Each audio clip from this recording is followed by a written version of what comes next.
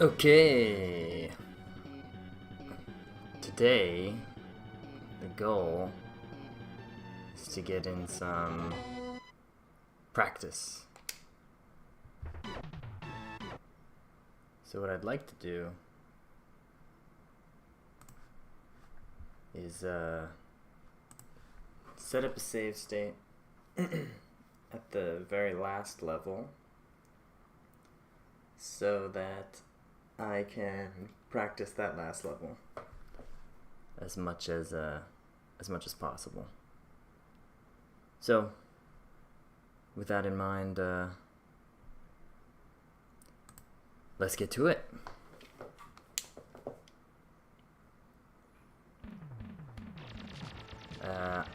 I am not playing on Super Famicom today because obviously I can't I can't make a save state on a Super Famicom. So I am playing on the Switch, and there it's not so bad, but there's definitely some noticeable input lag compared to playing on a CRT. I noticed it pretty much right away. I was messing around with some settings yesterday, and at first I wasn't doing like a bypass for the for the HDMI, and I was just playing straight off of OBS, and that was pretty much impossible. Well, so today, oh hello. So now I'm using that HDMI bypass, which is pretty helpful because the Switch only has one HDMI port. But I'm pretty sure the bypass is just as good as using if I were to have a Switch set up normally. So yeah, we'll see. We can once we get there, we'll be able to do some practice. But I haven't played on Switch in quite a long time, and so I don't actually have any. Oh no, I don't have any save states that'll get me to that final level. So we gotta work our way there ourselves. My controller's feeling a little sticky too, which is a little unfortunate. I might have to switch controllers later, but for now it's okay. One thing I am noticing that is different from the Super Famicom version, at least when I play on my Super Famicom, is the shield color. When I play on Super Famicom, the shield color is not like normal Darius shield color. It's like a weird red kind of thing. If you saw the other stream, you'll know what I'm talking about. It's really confusing. I think it might be a problem with my Super Famicom, but I'm not sure. I tried looking it up, and I couldn't find anything because right now I'm playing the Super Famicom version because the Darius Cosmic Collection gives you both the SNES version and the Super Famicom version. So right now I'm playing that one just because it'll be exactly, in theory, exactly the same as when I play on SNES, which is where I want to do the 1cc. For multiple reasons. One, because it's I have the cartridge anyway, and it's cheap, so plus, you know, it'll be easier to play on CRT. Hey, Lackware, what's going on? Long time no see. Yeah, today I'm trying to finally knock off some games on my Darius hit list, if you will. I really want to beat this game because it's one that I've known about for a long time. My friend, actually, when I was in high school, I was a Sega Genesis kid and he was a Super Famicom kid. And then when we got into high school, which was in like the 20-teens, we started collecting for games. For me for Genesis, him for Super Nintendo, because it was so cheap back then. Oh my god, it was amazing. Nowadays it's totally different. But yeah, he got a copy of of Darius Twin, and we used to play that on his Super Nintendo when I'd go over his house. But so yeah, I've actually sort of been playing this game for just as long, if not, damn it, if not longer than Darius Gaiden. Taking to Death is really not that much of a setback in this game. As long as I get to that last level with 2 lives, I should be okay. I was wondering if I'd see you back here again. Oh no, you made me mess up. It's okay. I know, I've been... Oh man, I game overed. That's pretty bad. Okay, I should only look at chat in between runs. Let's just hop back into that. No worries. No worries. Damn. 1cc'ing Darius Gaiden. Oh yeah. I 1cc'd. I think I've 1cc'd every final level. I think that might not be true. I've definitely beaten Stormcauser. I think that might have been even the first one I did, just because that was the route I was most used to. You know what? I haven't done... I don't think I've 1cc Great Thing. But I have done Stormcauser. I have done... oh no, you know what? The first one I did was... I forget what she's called. The one where the ending is like you die in the ocean. It's the big, long one with the tail, and it like vomits out machines at you. I believe it's V. The ending is V. That was the first one I ever did, and I did that quite a long time ago, probably in 2019, I want to say. That sounds about right. Yeah, 2019, I think. Yeah, I think the only one I haven't done is Great Thing, maybe Hysteric Empress, but I think I have beaten Hysteric Empress. And I'm almost certain I've beaten, I forget what it's called. It's called, like, Ludicrous Candle or something. I forget what it's actually called. It's the big one that doesn't really look like any conventional sea animal that I know of, but I'm sure it is based off of a sea animal. Oh, goodness gracious. Thinking about Darius Guidance, ruining my Darius twin play. But yeah, so I guess I should maybe try and beat Great Thing at some point. I've definitely done it with continues. With 1cc, I'm not so sure. The one that I need to, the one that I'm used to doing, and the one that I, like when I live in Japan now, so whenever I go to the arcades and stuff, the route that I usually take is, leading into Odious Trident. I think he's pretty easy. I think that was also the route that Pandemonium was doing, and he and I were going a little bit back and forth on Twitter at one point doing a high score challenge, which was pretty fun. I did pass the, I forget if it's 1 billion points, or I think it's 1 billion, the 1 billion point barrier, whatever the last digit of the score is. Thank you. My voice sounds clearer. That's good. I'm using a decent mic. It's an old mic now. It's just a snowball. But yeah, I've adjusted the settings and stuff a bit. Played around with volumes. So hopefully this setup will be a bit better than the the last one when I was first just starting. Oh yeah, I really want a shield because I'm nervous. And these guys always heck me up. And these guys too. Okay, but we're okay. Oof. Okay, yeah, like I said, the goal for today is just to get to that last level and then create a save state. Yeah! Because, I just want to practice that last level because it's insane! It's ridiculous. It's just a mini boss rush. So I need to figure out how to deal with that. Oh. Man, not having a shield is really scary. Even though I won't lose any power-ups, it's still scary. Because I don't want to die. Okay. Man, they're really holding out on me. It's also really easy to overshoot my dodging. Since I'm not playing on the CRT right now. But I think, damn it. Yeah, there we go. I knew I was going to take a hit. Oh, no, not 2. It's so easy to do that in this game. Just chain deaths. Because your invincibility time when you respawn is not very long. And, I don't know, just that, like, you don't have weak power when you die, so you don't really have that same kind of urgency that you do in the other games, I guess.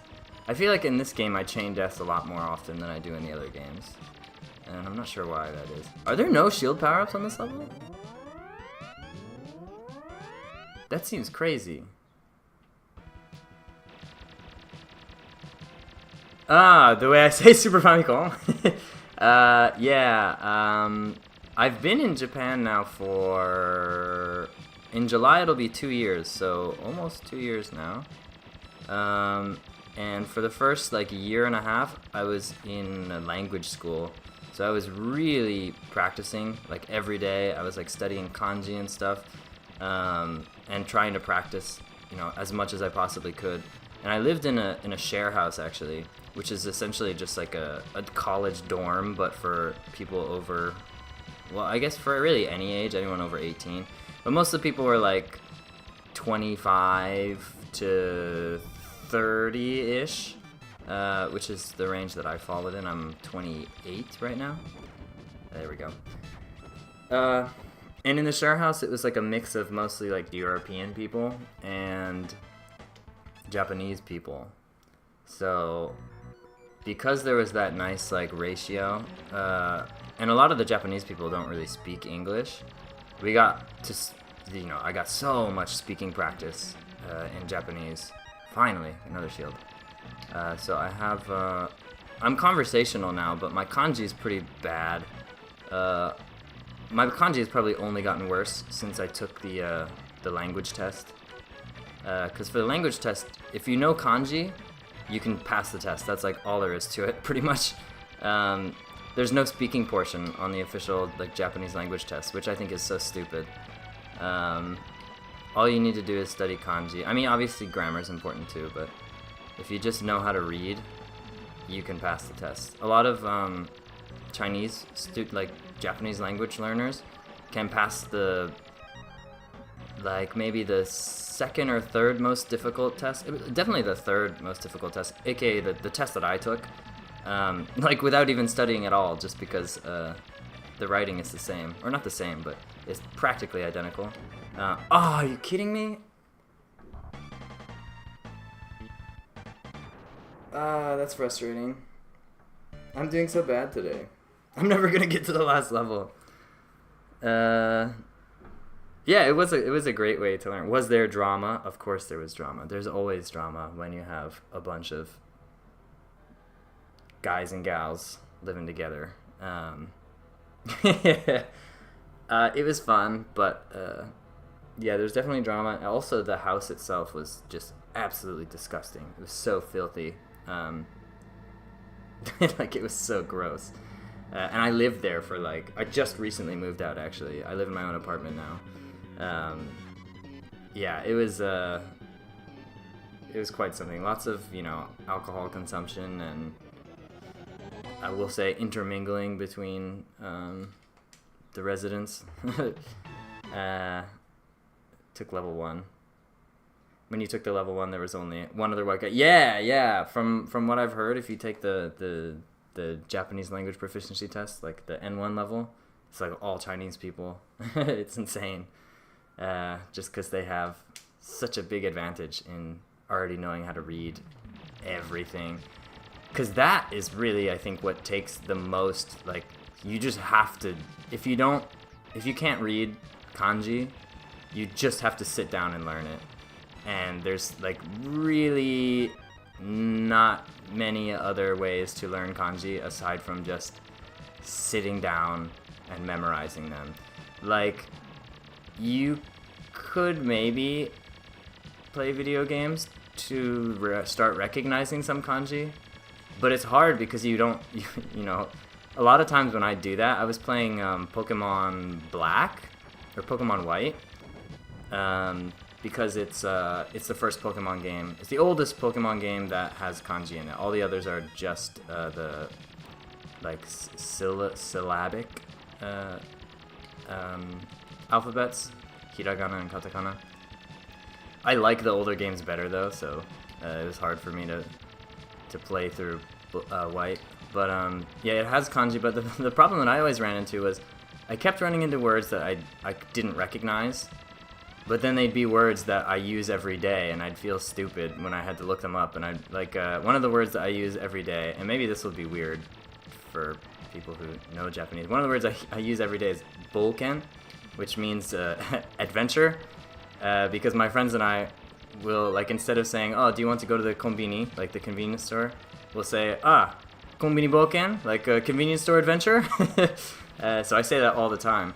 And so when I was playing Pokemon, I was playing Pokemon Gold first, and so, you know, when you play that game, he says, let your Pokemon adventure start right now. And he says, like, now your Bolken will start. And so when I was playing Gold version, you know, it's just in hiragana, and so you read it, and you're like, oh, Bolken, I know that word.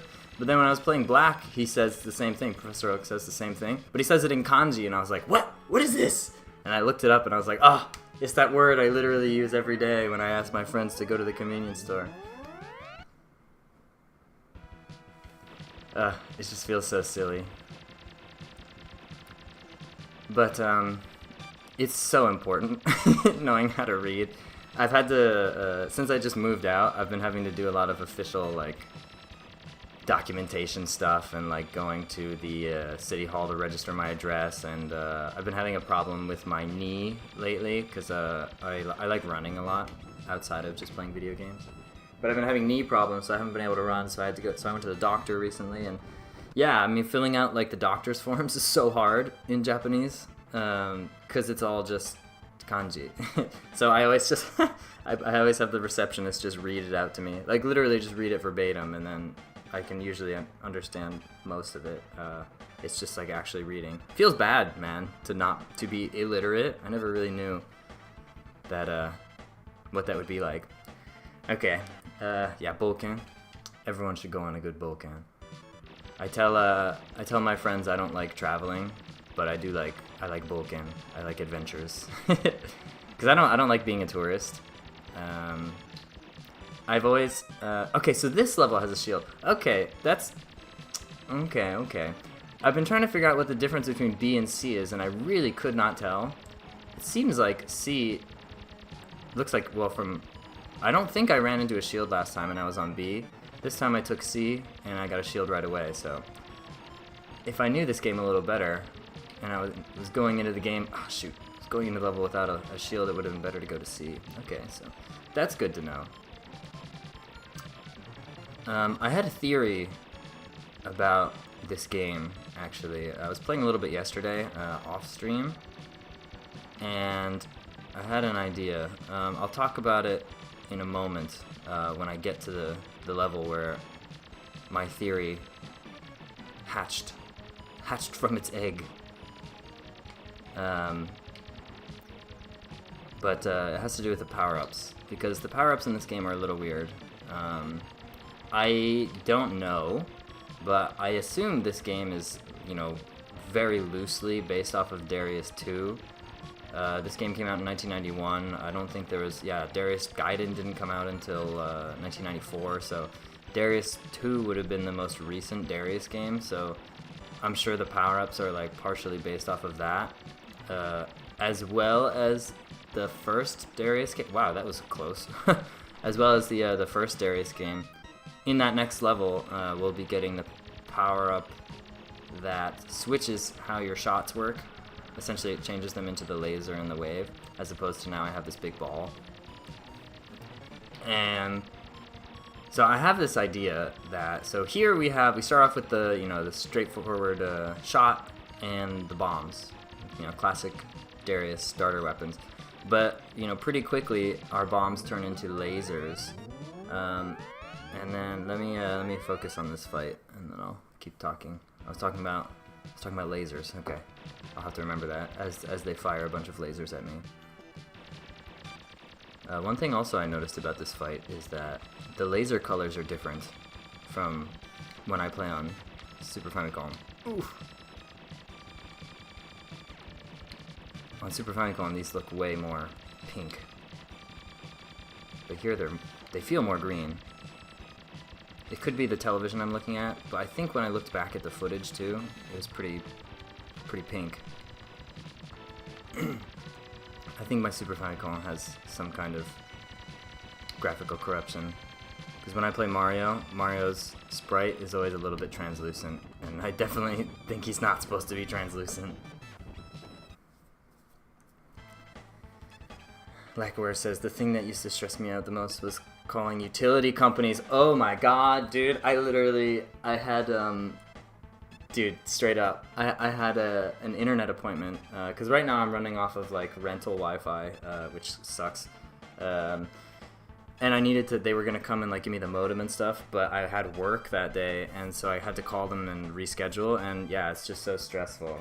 Talking to a real human, I'm not so bad, because I can navigate my way through a conversation in Japanese, but when I have to, I called the number, and then it gave me the robot voice, like, saying everything, and I had no idea what they were saying, because they're speaking, like, really formal Japanese. So I just went to a random place and started talking to the guy, and he was like, oh, this isn't the department, and then he, but then he was a human, so he gave me the number for the department that I was supposed to call him, and it was fine. But yeah, dude, calling utility companies and stuff is the worst. And yeah, Keigo is like the really formal Japanese. It's so difficult. Yeah, one of the things I've been missing a lot about home is being able to easily communicate with people. Having like day-to-day conversations is really fun in Japanese because, oh boy, because I can speak like casually. I'm really bad at formal Japanese though. Thankfully though, I don't look Japanese, so it's not a problem. People are just like, oh, that silly foreigner speaking to me like I'm his best friend, even though I just met him. Okay, so yeah, in this level, what I just grabbed was that like laser-inducing power-up, and I think this weapon style is supposed to mimic like Darius 1 weapons, because it, we have a wave, we have a laser, and then it'll turn into a wave. Sorry, I'm just being careful. But you'll notice that my big green. My lasers have now turned purple, and shit, and they're totally fully powered up now. Well, maybe not. Maybe I need one more. Regardless, oh my god!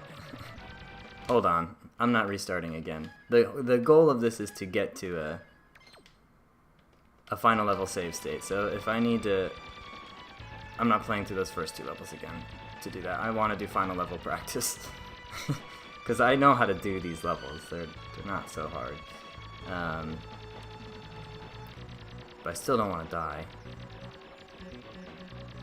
I think, because in Darius 2, you have your lasers and your...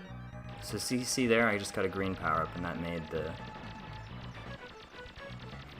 the lasers get bigger. Oh, shit! Ah. Okay, well, good thing I made that save state. Because I just want to practice that last level.